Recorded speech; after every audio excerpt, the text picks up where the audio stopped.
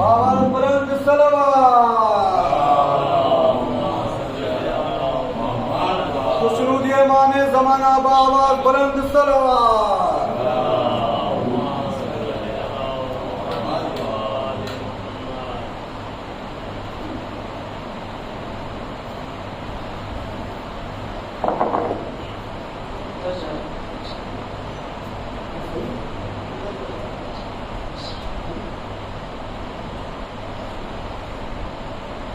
سورة الفاتحة.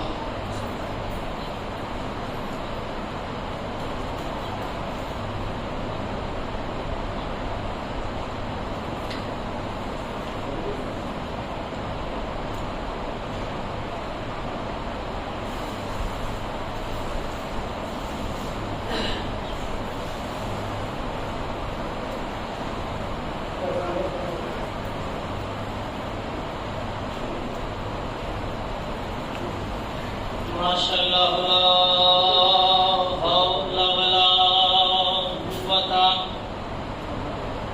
إلا بالله العلي العظيم. أعوذ بالله من الشيطان اللعين الرجيم. بسم الله الرحمن الرحيم. الحمد لله رب العالمين والعاقبة للمتقين والجنة للموحدين والنار للعاصين. الصلاة والسلام على رسول الثقلين محبوب رب المشرقين والمغربين جد الحسن والحسين أبي القاسم محمد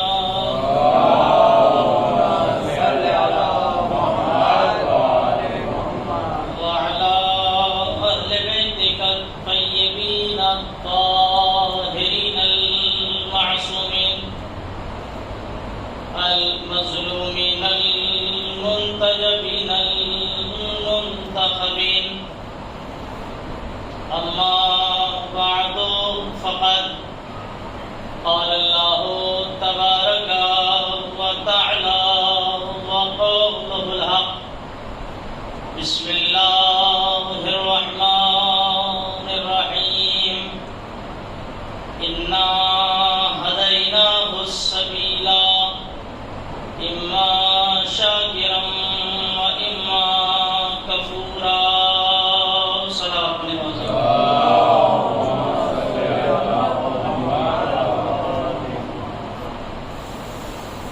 برادران ایمان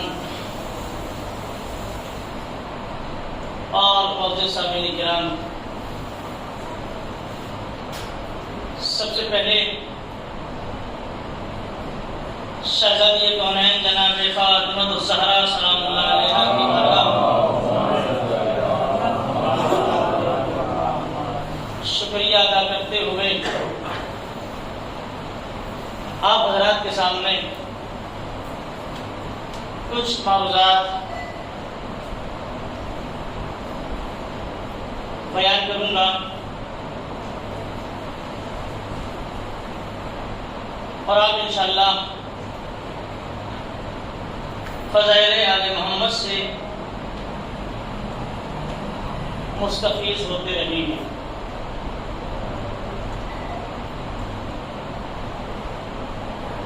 سب سے پہلے تمام عزاداران امام سید الشہداء کی خدمت میں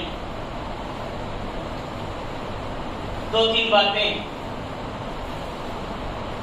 پہلے ہی مرحلے میں عرض کروں گا تاکہ ہمارے قوم کے بچے، ہماری قوم کے نوجوان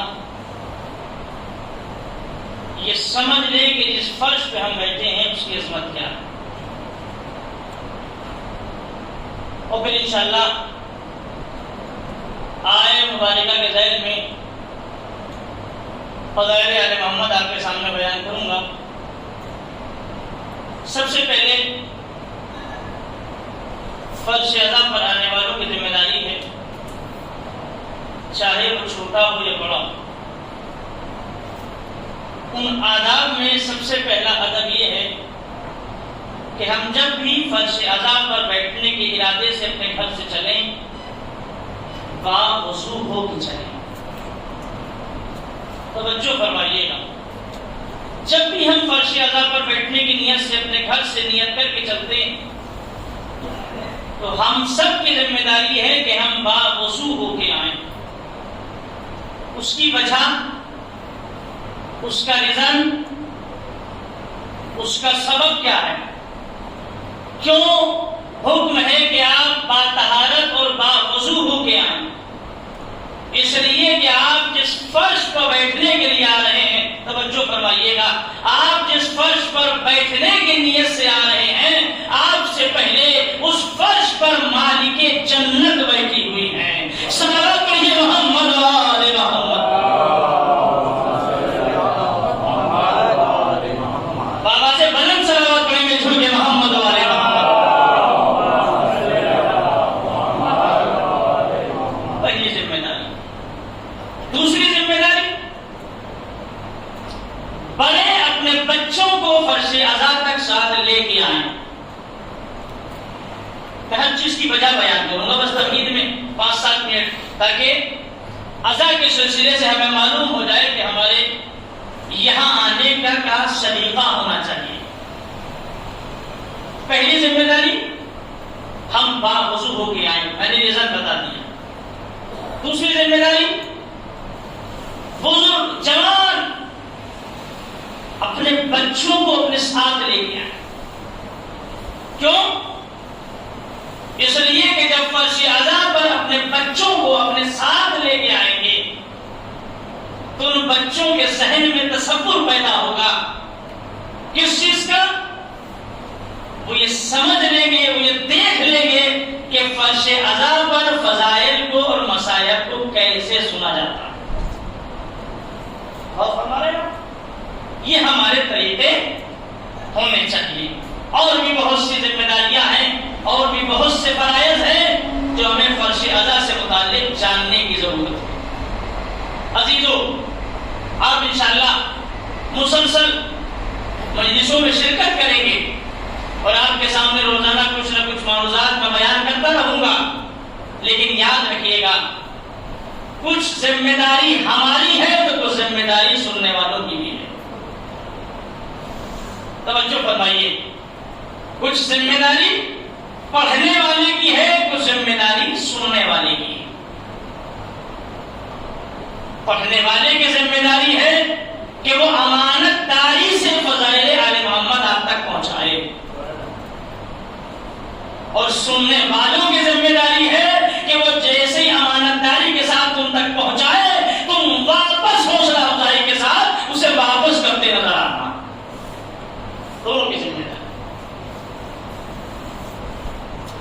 اور ابھی جیسا کہ مؤذن صاحب نے اعلان کیا اور ہر مجلس میں ہوتا ہے، ایک جملہ بولا جاتا ہے۔ دیکھیے، بہت اچھی بات میں آپ کے درمیان میں اس وقت کر رہا ہوں۔ ایک جملہ بولا جاتا ہے، کیا؟ مجلس سے پہلے مجلس کا اعلان ہوا، وقت معین کیا اور کہا جاتا ہے کہ مجلس اذا میں تشریف لائیے۔ بڑی توجہ سے سنیے گا۔ اور جب یہ لفظ استعمال کیا جاتا ہے کہ فرش اذا پر تشریف لے آئیں اور فرش اذا پر تشریف لا کر ثواب دارین حاصل کریں، بولا جاتا ہے یا نہیں بولا جاتا؟ اگر بولا جاتا ہو تو بتائیے گا، نہیں بولا جاتا ہو تو منع کر دیجیے گا۔ بولا جاتا ہے نا؟ کیا کہا جاتا ہے؟ فرش اذا پہ آ کر، بس اس کے بعد انشاءاللہ آیت کے ذہن میں فضائل آپ کے سامنے پیش کروں گا، یہ تمہیدی گفتگو کا آخری جملہ، لیکن میں جملے کی وضاحت کروں گا اور آپ امانت داری کے ساتھ اپنی آواز مجھ تک پہنچائیے گا تاکہ میں اطمینان حاصل کر لوں کہ میں اپنی بات پہنچانے میں آپ کو کامیاب رہا۔ یہ ہر حسینی کی ذمہ داری ہے۔ اعلان کیا کیا جاتا ہے؟ آپ بچپن سے سنتے آئے اور سنتے رہیں گے۔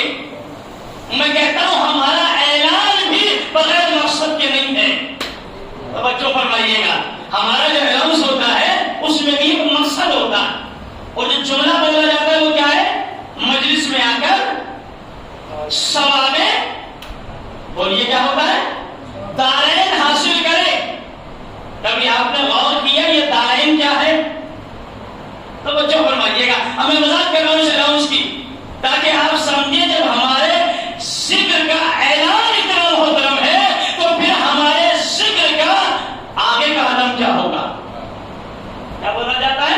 مجلس میں آئیے اور ثواب دارین حاصل کیجیے۔ اصل میں دارین اردو کا لفظ نہیں ہے، یہ عربی کا لفظ ہے۔ اب اس کا ترجمہ کریے۔ دارین کہتے ہیں دو گھر، توجہ فرمائیے گا، خصوصاً سامنے کرام جو میرے سامنے بیٹھے وہ توجہ فرمائیں۔ الاؤنس کیا ہوا؟ مجلس میں آئیے اور ثواب دارین حاصل کیجیے۔ دارین کا اردو میں ترجمہ یہ ہے آپ کی زبان میں، یعنی دو گھر آپ کو ملیں گے جب آپ فرش عذاب پہ آئیں گے۔ کبھی غور کیا آپ نے اس اعلان میں کتنا بڑا مفہوم پوشیدہ ہے؟ الاؤنس میں جو ہوا ثواب دارین حاصل کیجیے، مجلس میں آئیے اور اپنے دونوں گھروں کو آ کر کے بنائیے فرش عذاب پر۔ کبھی آپ نے سوچا یہ کون سے دو گھر فرش عذاب پہ آ کے ملتے ہیں؟ اس لیے کہ چاند رات کی مجلس ہے، فرش عذاب کی اہمیت سمجھانا مجھ کو واجب اور ضروری ہے۔ کبھی آپ نے غور کیا، آپ سنتے آ رہے ہیں یہ ثواب دارین کیا ہے؟ یعنی فرش عذاب پہ آئیے تو آپ کو دونوں جگہ کے گھر مل جائیں گے۔ اور اگر یہ ہوتا کہ خالی دنیا میں گھر مل جائے گا تو توجہ فرمائیے گا، تو بہت قیمتی بات آپ کے حوالے کر رہا ہوں، اور میں نے کہا ہمارے تاریخ سے جیسے پہنچا رہا ہوں ویسے آپ کی آواز جملہ مکمل ہونے کے بعد مجھ تک آنی چاہیے تاکہ میں سمجھوں اور مجھے یقین ہو کہ ہاں میں اپنی بات پہنچانے میں کامیاب رہا۔ اعلان آپ نے سنا، آئیے مجلس میں اور آنے کے بعد ثواب دارین حاصل کیجیے، یعنی اپنی انعام نزدیک ہو گیا اپنی بات کو سمجھانے کے لیے، یعنی آئیے ہم دعوت دے رہے ہیں، آئیے فرش مجلس پر تاکہ تمہاری دنیا بھی بن جائے۔ بھائی توجہ فرمائیے ذرا سی اور آواز سے آواز میں آئیے گا، آئیے فرش عذاب پر تاکہ تمہاری دنیا بھی بن جائے، تمہاری آخرت بھی بن جائے۔ بھائی یہی تو ہم 1400 سال سے سمجھاتے آ رہے ہیں، درے حسین پہ آ کے تو دیکھو، دنیا بھی بن جائے گی، آخرت بھی بن جائے گی۔ صلوات پر دے محمد و آل محمد۔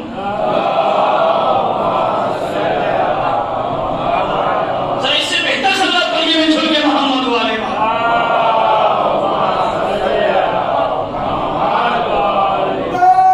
سلامت رہیں، سب مل کے نعرہ لگائیے گا، جواب دیجیے گا۔ سلامت رہیں۔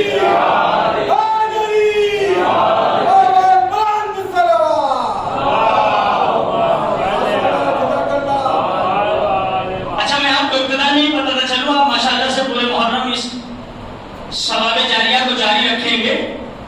ابھی تو چچا میاں نے نعرہ لگایا، ہمارے نوجوان بچے نعرہ لگاتے ہیں، کبھی آپ نے سوچا یہ نعرہ لگتا کس کا ہے؟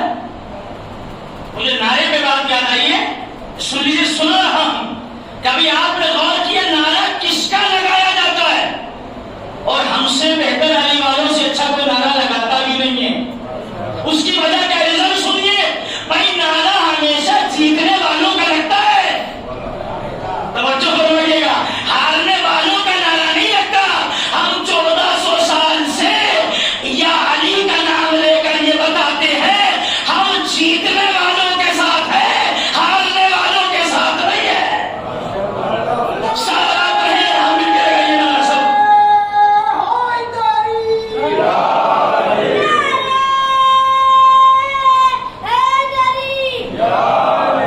ہم نعرہ لگا کے بتاتے ہیں ہمارا تعلق، ہمارا رشتہ جیتنے والوں کے ساتھ ہے، ہارنے والوں کے ساتھ نہیں ہے، اس لیے کہ جس کی فتح ہوتی ہے نعرہ اسی کا لگتا ہے، اور اہل بیت ہی کی فتح ہوئی ہے۔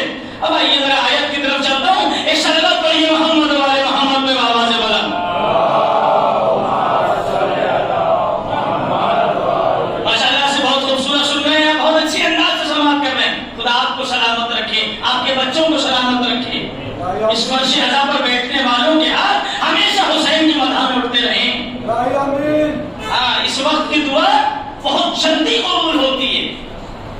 فضا پہ بیٹھ کے دعا کی جاتی ہے، یاد رکھیے گا بہت جلدی قبول ہوتی ہے۔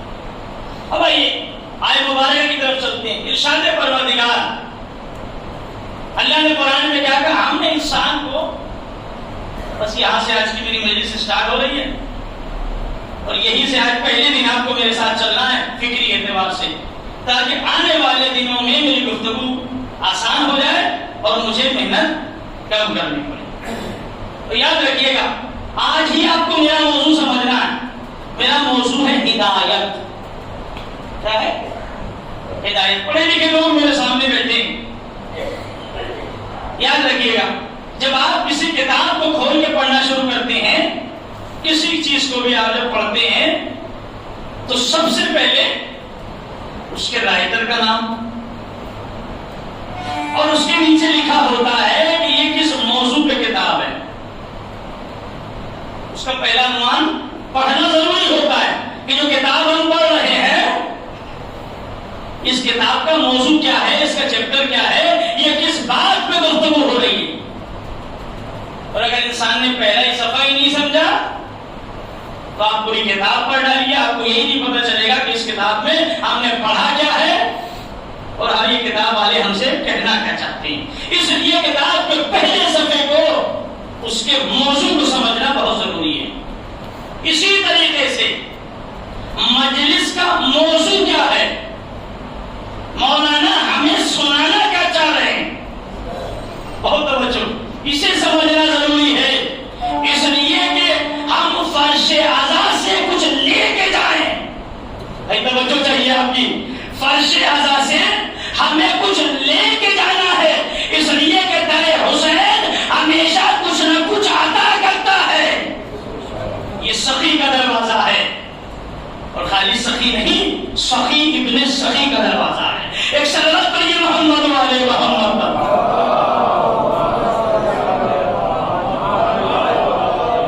سلامت رہے آپ۔ اب آئیے قرآن مجید میں اعلان ہوا، ہم نے انسان کو راہ ہدایت دکھا دیا، ہدایت کا راستہ بتا دیا۔ اب یہ انسان کی مرضی ہے، اب یہ ہماری اور آپ کی مرضی ہے کہ ہم کون سے راستے کو اپنانا چاہتے ہیں۔ لیکن یاد رکھیے گا اللہ نے ہمیں پہچاننے کے لیے عقل شعور دی ہے، یہ فیصلہ کرتی ہے صحیح کیا ہے، توجہ رکھیے گا، اور غلط کیا ہے۔ اسی سے ہمیں پہچاننا ہے حق کا راستہ کیا ہے، اور میں نے کہا کہ بات پہنچتی رہے تو آپ کی آواز مجھ تک آتی رہے، اور باطل کا راستہ کیا ہے، یہ کون طے کرے گا، یہ قرآن کرے گا، یہ قرآن بتائے گا ہدایت کا راستہ کون سا ہے، جس کے اوپر چل کے تمہیں ہدایت ملے گی وہ کون سا راستہ ہے، اور جس کے اوپر چل کے تم بھٹک سکتی ہو وہ کون سا راستہ ہے۔ اللہ نے مجبور نہیں کیا، وجہ کیا ہے، اگر اللہ کہتا نہیں تمہیں اسی پہ چلنا ہے تو پھر تو ہماری چلنا مجبوری ہو جاتی۔ اللہ نے کہا میں بتا رہا ہوں اختیار تمہیں ہے، ایک راستہ یہ ہے، ایک راستہ یہ، اس پہ چلو گے تو جنت تک لے کے جائے گا رجو، اور اس پہ چلو گے تو جہنم تک لے کے جائے گا۔ یہ میرے اولیاء یعنی خاص رہبروں کا راستہ ہے جو نبی اور امام کی صورت میں آئے، اور یہ جو راستہ دوسرا ہے یہ شیطانی راستہ ہے، یہ خود بھی جہنم والے ہیں، توجہ، اور تمہیں بھی توجہ فرمائیے بھائی، بڑی محنت سے میں ترغیب کے منزلوں سے گزر رہا ہوں تاکہ میں اپنے اصل موضوع کو سمجھا سکوں۔ یہ تمہیں جہنم تک لے کے چلے جائیں گے، چونکہ یہ خود جہنم میں جائیں گے، لہذا ہمارا رشتہ ان سے نہیں ہونا چاہیے کہ جو خود بھی جہنم میں جائے، توجہ، اور ہمیں بھی جہنم میں لے جائے، بلکہ ہمارا رشتہ ان سے ہونا چاہیے جو خود بھی مالک جنت ہو اور ہمیں بھی جنت تک لے جائے۔ صلوات علی محمد والے محمد پر۔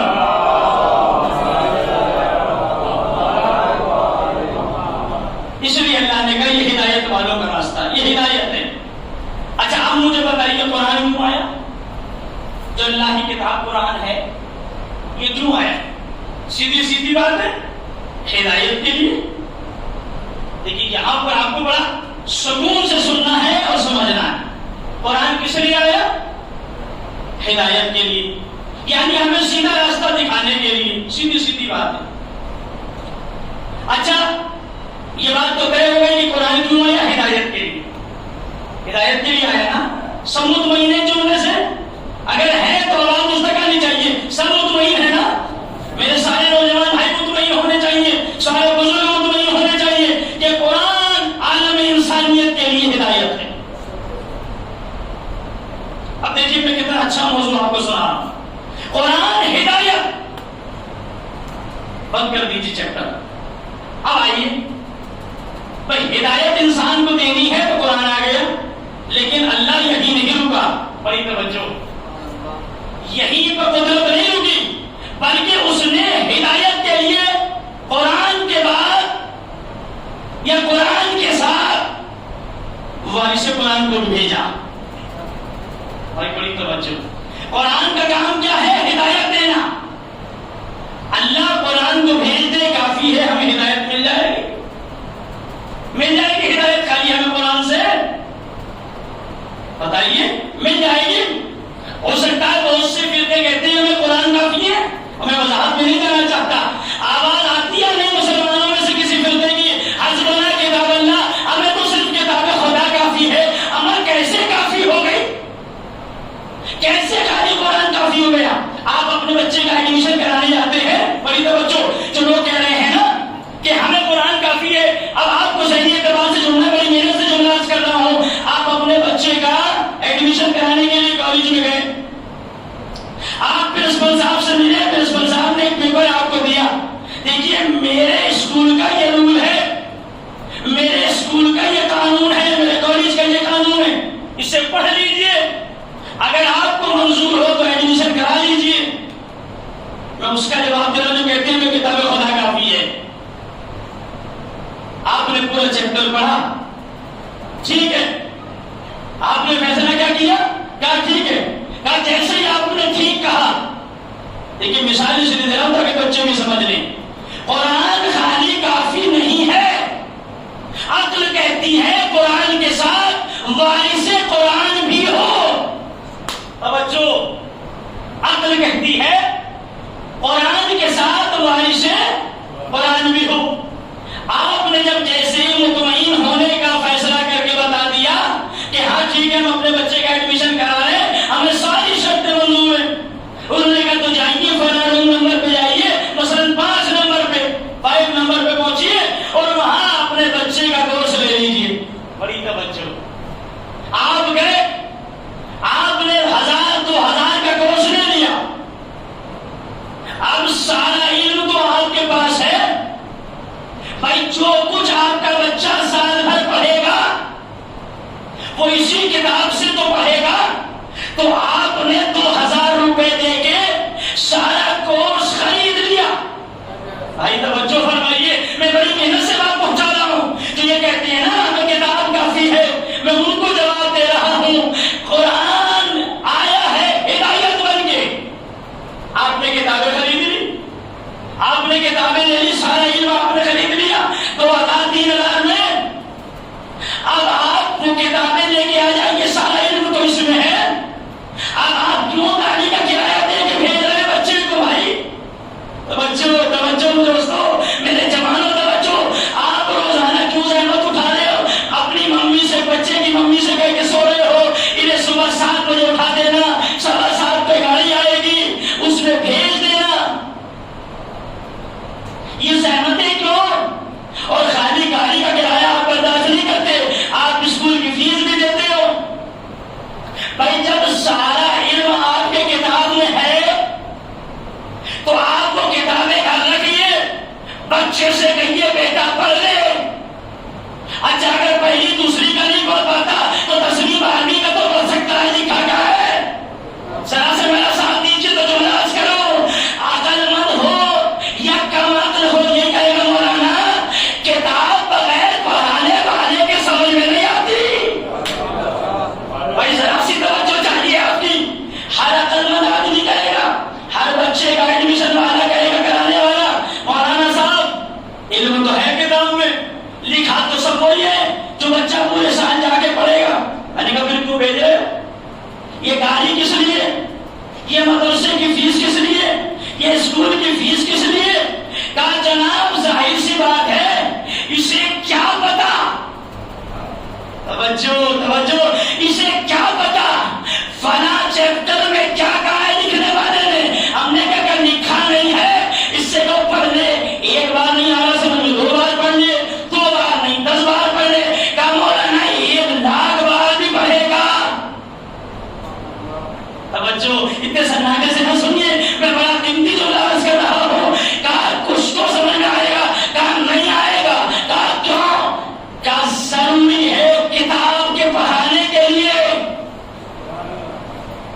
معلم کا ہونا، ٹیچر کا ہونا.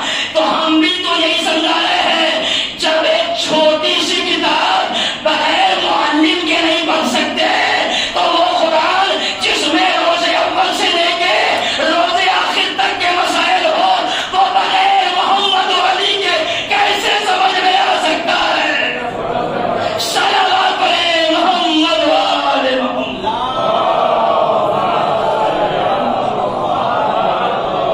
اس سے بہتر مل کے سب بولیں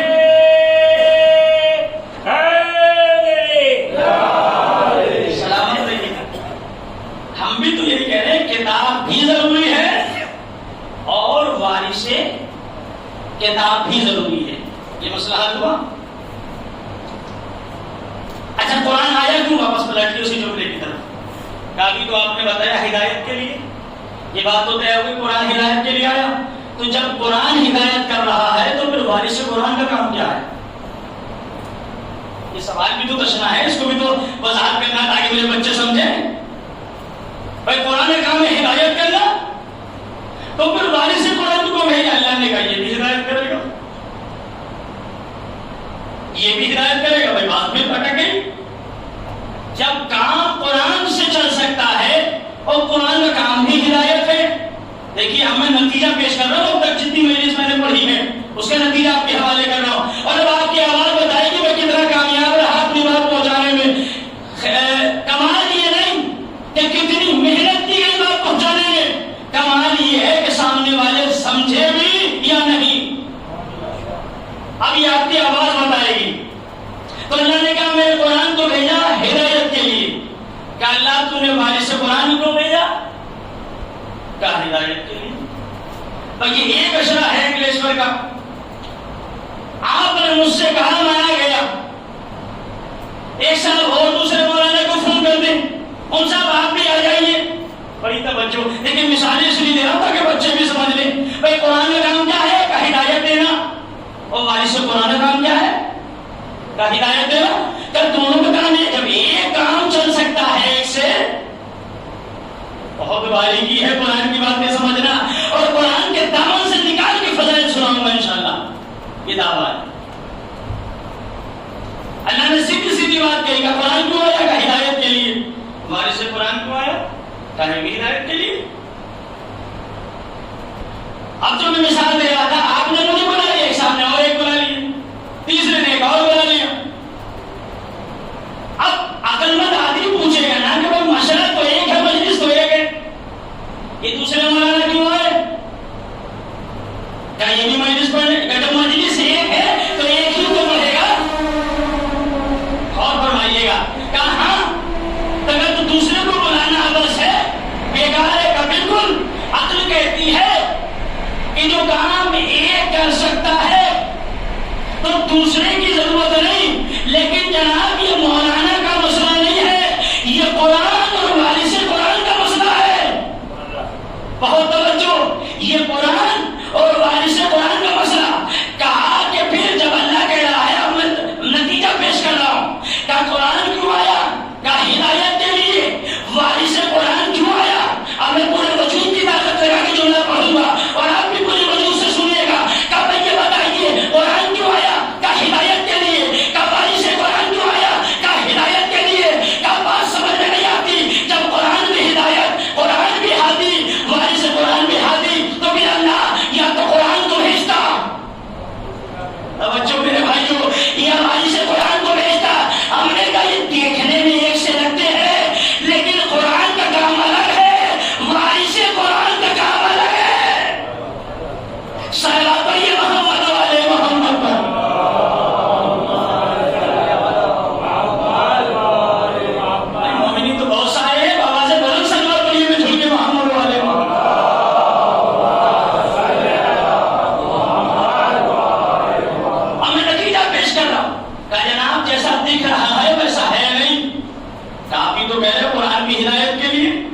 وارث قرآن بھی ہدایت کے لیے کہا ہاں، لیکن دونوں کا کام الگ ہے. اب میں جملہ عرض کر رہا ہوں، نتیجہ اپنی پاکیزہ عدالتوں میں رکھ رہا ہوں. کہا جناب وضاحت تو کریے، قرآن کا کام کیا ہے، وارث قرآن کا کام کیا ہے.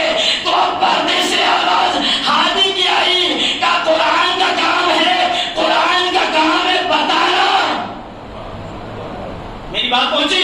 قرآن کا کام ہے حکم دینا، وارث قرآن کا کام ہے پریکٹیکل کرنا. توجہ فرمائیے، صلوات پڑھیے محمد والے محمد. اور فرمایا آپ نے کہ قرآن کا کام ہے حکم دینا، وارث قرآن کا نام ہے اسے کر کے دکھانا. کیا مطلب؟ آپ کتنے سال سے نماز پڑھ رہے ہیں؟ 5 سال، کوئی 10 سال، کوئی 20 سال، کوئی 50 سال. قرآن میں تو آیا نماز پڑھیے، روزہ رکھیے، زکات دیجیے. اسی میں طاقت ہے. جو قرآن اگر خالی کہہ کے خاموش ہو جاتا اور وارث قرآن نہ آتا، علی جیسا وارث نہ آتا، بڑی توجہ، کسی میں طاقت تھی تو وہی کہتا ہم پڑھیں گے نماز. انہوں نے پڑھ کے دکھائی تو ہماری سمجھ میں آئی. توجہ، اگر علی نماز نہ پڑھتے، اگر محمد مصطفیٰ نماز نہ پڑھتے، قیامت آ جاتی ہمیں شریعت نماز نہ آتا. تو دونوں کا کام الگ ہے. قرآن بتائے گا کیا کرنا ہے، اہل بیت بتائیں گے کیسے کرنا ہے. صلوات پڑھیے محمد والے محمد.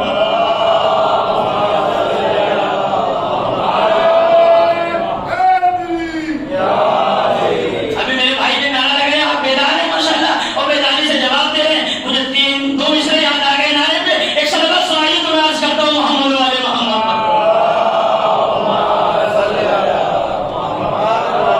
اور یہ مصرے سننے کے بعد آپ کے دل میں اتریں گے نا تو پھر علی کا جوش ہر دل میں اور بڑھتا چلا جائے گا. کون لگاتا ہے نعرہ؟ جس کا نسب بھی یہ ہوتا ہی ہوتا ہے. کون کہتا ہے علی مدد؟ جس کا خون پاک ہوتا ہے. اس لیے تو شاعر نے آواز دی، نعرہ حیدری ایمان کو جلا دیتا ہے. بھائی ذرا سا بولیے نا، مصرے بڑی بیداری کے ہیں کہ نعرہ حیدری ایمان کو جلا دیتا ہے، فرق مومن کا منافق کا بتا دیتا ہے. نہیں ابھی سب نہیں بولے، 14 مصرے تو سب بولیں گے انشاءاللہ. نعرہ حیدری ایمان کو جلا دیتا ہے، فرق مومن کا منافق کا بتا دیتا ہے. اور میرے اس حیدری نعرے میں بڑی طاقت ہے، یہ تو نسلوں کی طہارت کا بتا دیتا ہے.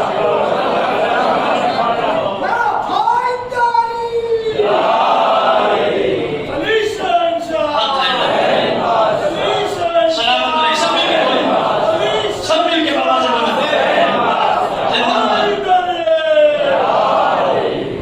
نعرہ حیدری ایمان کو جلا دیتا ہے، فرق مومن کا منافق کا بتا دیتا ہے. میرے اس حیدری نعرے میں بڑی طاقت ہے، یہ تو نسلوں کی طہارت کا بتا دیتا ہے. طیب و طاہر. انشاءاللہ کبھی کبھی موضوع سے متعلق اگر کوئی شعر آئے گا تو میں آپ کے سامنے عرض کروں گا. کمال علی. تو آئیے واپس پلٹیے. قرآن کا کام ہے بتانا اور وارث قرآن کا کام ہے کر کے. اتنا آسان کر دیا کہ آپ ساری مجلس بھول جائیں گے لیکن یہ جملہ نہیں بولیں گے. قرآن کا کام ہے بتانا اور وارث قرآن کا نام ہے کر کے. بہت آسان کر دی میں نے بات، بچے بھی یاد رکھیں گے. قرآن کا کام ہے کر کے دکھانا، نہیں بتانا. اور وارث قرآن کا کام کر کے. اب آئیے کمال علی آپ اگر آپ سننے کے لیے آمادہ ہے تو میں ایک کمال آپ کو سناتا ہوں. صلوات پڑھیے محمد والے محمد پر.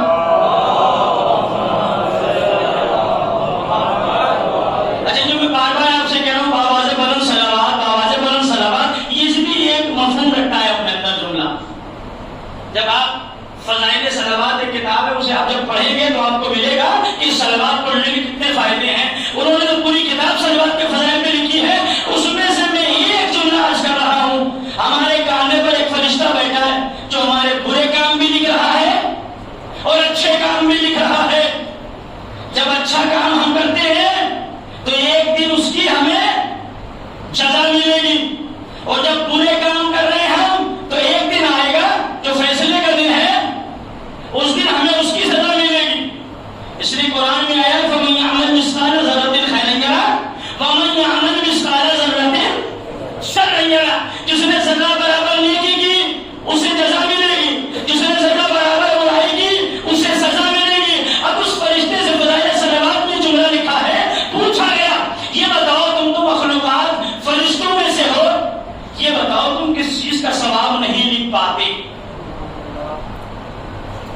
بار بار کہہ رہا ہوں صلوات پڑھیے، اس کی ریزن بتا رہا ہوں۔ اس فرشتے نے عجیب نگاہوں سے دیکھا اور کہا کہ تم نے عجیب سا سوال کیا ہے، کہ یہ بتاؤ تم کس چیز کا سوال معین نہیں کر پاتے کہ کتنا ہے؟ فرشتے نے جھوم کے کہا کہ میں محمد و آل محمد پہ پڑھی جانے والی صلوات کا سوال معین نہیں کر پایا کہ کتنا ہے۔ اگر ابھی تم ایک کا لکھتا رہتا ہو تم دوسری پڑھ دیتے ہو، ابھی تو وہ بھی پورا نہ ہو سکا، تم نے دوسری صلوات بھی پڑھ دی۔ صلوات پڑھیے بابا سے بنا محمد و آل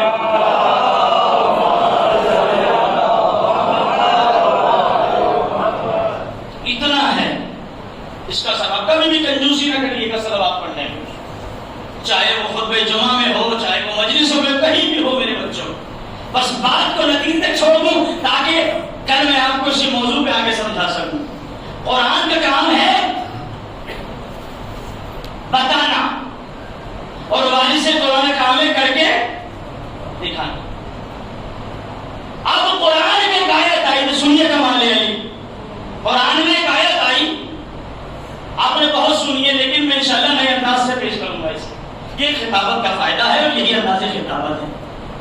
فضائل کو ساتھ ہی پڑھتے ہیں، انداز اپنا اپنا ہوتا ہے۔ ایک آیت آئی قرآن میں، ایک جگہ پر قرآن میں آیا کہ اللہ خود کہہ رہا ہے کہ اگر اس قرآن کو مردے پہ پڑھ دیا جائے، پورے قرآن کی بات نہیں ہے، یہ حدیث کے جملے ہیں، اگر سورہ الحمد 7 مرتبہ مردے پہ پڑھ دی جائے مردہ زندہ ہو جائے گا۔ یہ کس کا جملہ ہے؟ معصوم کا، جس کی زبان سے کبھی غلطی کا امکان نہیں۔ چاہیے پڑھیے آپ 7 مرتبہ نہیں، 7 لاکھ مرتبہ پڑھیے، زندہ ہو جائے تو ہم بھی یہی ہو سکتا ہے۔ لیکن ادھر پیغمبر اور نبی کا چیلنج کہ اگر 7 مرتبہ مردے پر سورہ حمد کی تلاوت کر دی جائے تو مردہ زندہ ہو جائے گا۔ اس کا مطلب یہ ہے کہ اعلان قرآن کرے گا۔ بھائی توجہ دور نہ جائیے گا، جواب اور پریکٹیکل اہل بیت کریں گے۔ قرآن نے تو کہہ دیا، بڑی محنت سے جملہ کر رہا ہوں اور قرآن کے گوشے سے فضائل نکال رہا ہوں۔ قرآن میں کیا آیا کہ اگر قرآن مردے پہ پڑھ دیا جائے تو مردہ زندہ ہو جائے گا۔ خدا کی قسم اگر علی نے اپنی ٹھوکر سے مردے کو نہ اٹھایا ہوتا تو قرآن کا چیلنج ادھورا ہو جاتا۔ ادھر قرآن نے کہا قرآن مردے پہ پڑھ دیا جائے، قرآن بتائے گا، اہل بیت کر کے دکھائیں گے یہ ہے وہ پڑھنے والے۔ یقیناً اگر یہ ٹھوکر مار دے یا زبان سے سورہ حمد پڑھ دے تو ایک مردہ نہیں 1 لاکھ مردے کھڑے ہو جائیں۔ صلوات پڑھ دے محمد والے۔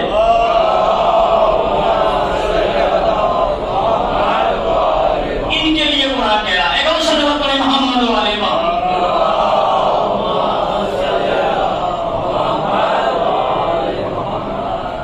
دوسرا اعلان کیا آیا قرآن؟ دوسرا اعلان آیا ابھی گزری ہے مبینہ 24 ذی الحجہ، بہت دور کی بات نہیں پڑھ رہا ہوں، 24 ذی الحجہ گزری۔ یہ اس سال کی آخری عید تھی، اس لیے کہ ہمارے سال کا آغاز ماہ اذا سے ہوتا ہے، دنیا کہیں سے بھی ہو ہمارا آغاز ماہ اذا سے ہوتا ہے۔ مباہلہ کیا اس سلسلے میں آیت آئی، آیت کا ترجمہ کیا ہوا، کیا نتیجہ کیا ہوا اس واقعے کا؟ انہوں نے کہا، کس نے؟ دشمنوں نے۔ میں اس بیک گراؤنڈ میں نہیں جانا چاہتا، لیکن آیا ہے قرآن میں کہ لفظ ہے معصوم کے لیے، اور یہ روایات میں لکھا ہوا ہے کہ ان کے عالموں نے کہا آج ہم ایسے چہرے دیکھ رہے ہیں کہ اگر پہاڑ کو اشارہ کر دیں تو پہاڑ اپنی جگہ چھوڑ دیں۔ یہ کون تھے؟ یہ کیا الگ سے کوئی مخلوق تھی؟ ہم جیسے تھے؟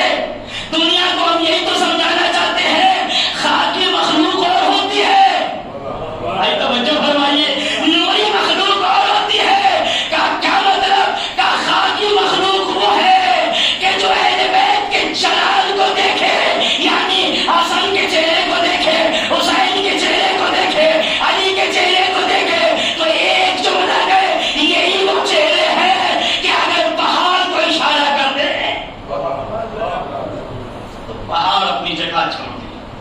یہ ہے وہ اہل بیت کے چہرے جن کے چہروں سے جلالت چمکتی تھی، جن کے چہرے کی جلالت و شباب ایسا تھا۔ تو اب اگر میں ساری گفتگو کو ملا کے 2 جملوں میں سمیٹوں تو نتیجہ یہ بنے گا کہ قرآن لفظ ہے۔ آپ فضائل علی سنیں گے، میں نے کوشش نکالے ہیں، انشاءاللہ کل اور بیان کروں گا۔ 2 لفظ ہیں جن کا میں ترجمہ کر رہا ہوں تک کی مجلس کا، توجہ سے فرمائیے گا۔ قرآن لفظ ہے، پھر دوہرا رہا ہوں تاکہ جواب مجھ تک آ جائے۔ قرآن لفظ ہے، علی معنی ہے۔ رائگہ کر دیا بھائی آپ نے لفظ، قرآن لفظ ہے، علی معنی ہے۔ اب وہ کیا حدیث سمجھ میں نہیں آتی کہ جو کہا گیا القرآن و علی، بھائی توجہ چاہیے، وعلی مع القرآن، قرآن علی کے ساتھ، علی قرآن کے ساتھ جملہ مکمل نہیں ہوا حدیث کا، بلکہ آگے کا جملہ یہ ہے، اے اللہ حق کو ادھر ادھر موڑ، توجہ فرمائیے، حق کو ادھر ادھر موڑ، جدھر جدھر علی مڑے، اب جہاں جہاں علی ہوں گے وہاں وہاں حق ہوگا۔ اب اگر علی میدان میں نظر آئے تو حق میدان میں ہے، علی محراب میں نظر آئے تو حق محراب میں ہے، اور اگر علی دوش رسالت پہ نظر آئے تو حق میدان قدیر میں نظر آئے گا۔ صلوات پر دے محمد والے۔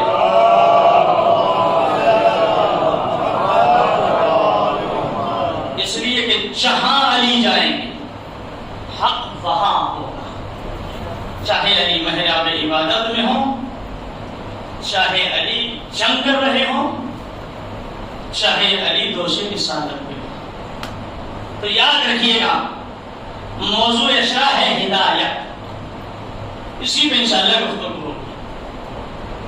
میں نے ایک نتیجے ملا کے گفتگو کو سمیٹ دیا تاکہ کل میں اس موضوع کو آگے بڑھا سکوں۔ قرآن بتائے گا کیا کرنا ہے، وارث قرآن بتائے گا کیسے کرنا۔ عزیزو، چاند رافی فضائل کس کے پڑھے؟ اہل بیت۔ آپ خوش ہوئے، آپ نے نعرہ بھی لگایا، چہرے پر خوشی کے آثار بھی ظاہر ہوئے کہ ہمارے خون کی طہارت کا ثبوت ہے۔ لیکن عزیزو، آپ نے بڑے ارمان سے، آپ نے بڑے دل کی محبت سے عزا خانوں کو سجایا، فرش عزا بچھائی، کیوں؟ بہت آہستہ آہستہ مسائل پڑھوں گا تاکہ آپ کے ساتھ میں بھی گریا کر سکوں۔ کیوں بچھائیں؟ تاکہ سیدہ کو ان کے لاڈلے کا پرسہ دے سکے۔ اچھے کو مل اللہ۔ مولا سجاد کی ایک حدیث آپ کے سامنے نقل کرتی ہوں۔ چوتھے امام سے ایک شخص آگے کہتا ہے، مولا مجھے رونا نہیں آتا۔ کیا کہا؟ مولا مجھے رونا نہیں آتا۔ مولا سجاد کہتے ہیں اپنے بارے میں جا اور جا کے استغفار کر، اس لیے کہ اللہ نے تجھ سے اس نعمت کو سلب کر لیا۔ اللہ اکبر۔ یہ جملے بہت آسان تھے، آپ نے سن لیے، میں نے سنا دیا۔ اس کے بعد مولا سجاد طرح کے کہنے لگے، ہائے میرا بابا، ہائے میرا غریب بابا، ارے میرے بابا کی مصیبتیں بڑھی جائیں، پتھر بھی رو پڑے ہیں، اللہ انسان کے جانور روئے ہیں۔ اس لیے سیدہ اتنی دیر سے منتظر تھی کہ کب ذاکر میرے لاڈلے کے مصائب کی طرف آئے اور کب میں اپنے رومال کو کھولوں تاکہ یہ چاہنے والے ارے میرے رومال میں، ارے میرے حسین پہ پرسہ دے کر روئے، اور میں ان کے رومال کے آنسوؤں کو اپنے رومال میں جمع کر لوں۔ عزادار تاریخ میں لکھا ہے کہ مولا فرماتے ہیں آپ کے آنسو کتنے قیمتی ہیں، اور اس کے بعد کی روایت سن لیجیے تاکہ گریا زیادہ ہو سکے، اس لیے کہ ہم تو خلق ہی رونے کے لیے ہوئے ہیں، ہم تو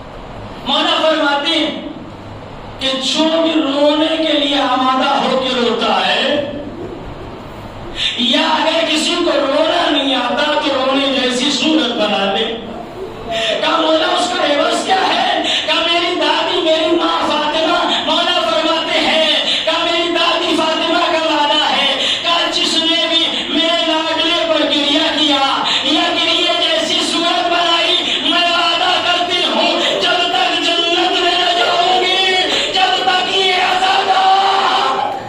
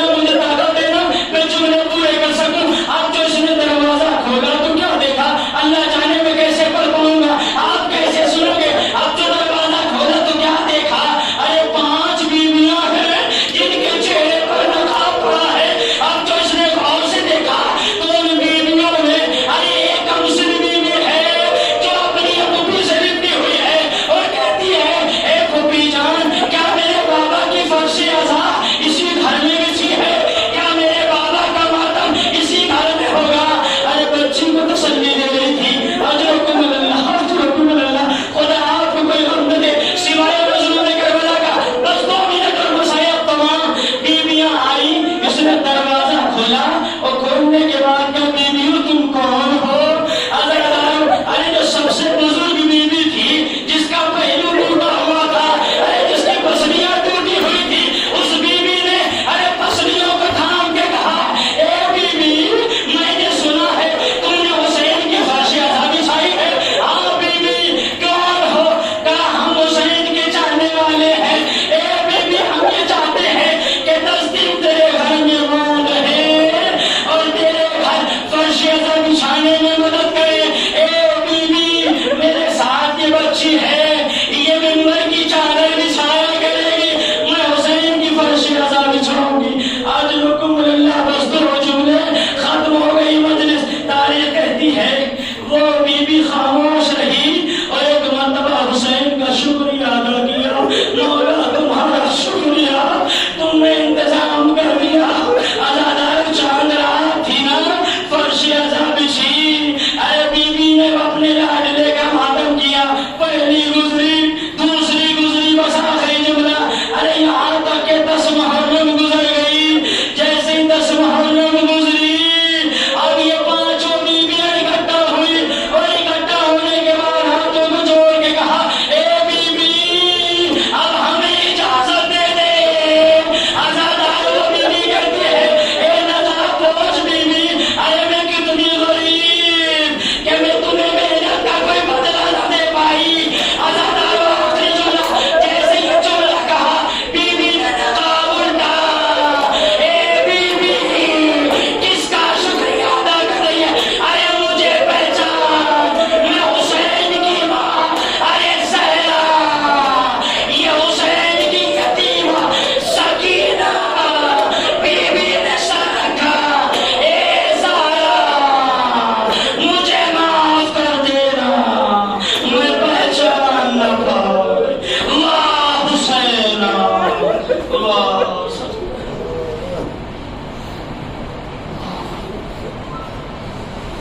وَسَيَعْلَمُ الَّذِينَ ظَلَمُوا أَيَّ مُنقَلَبٍ يَنقَلِبُونَ۔ پروردگار تجھے بہتے ہوئے آنسوؤں کا واسطہ، پروردگار تجھے غم حسین میں نکلنے والے آنسوؤں کا واسطہ، پروردگار ہمارے قوم کے بزرگ جوانوں بچوں کو صحت و سلامتی عطا فرما۔ پروردگار جنہوں نے بھی اس میں اجتماع میں شرکت کی ہے، پروردگار ان کو عارضی و سماوی بلاؤں سے محفوظ فرما۔ پروردگار تمام حاضرین کے رزق میں زیادتی فرما۔ پروردگار تمام لوگوں کے کاروبار میں ترقی عطا فرما۔ پروردگار ہمیں زیادہ سے زیادہ مجلس حسین میں شرکت کرنے کی توفیق عنایت فرما۔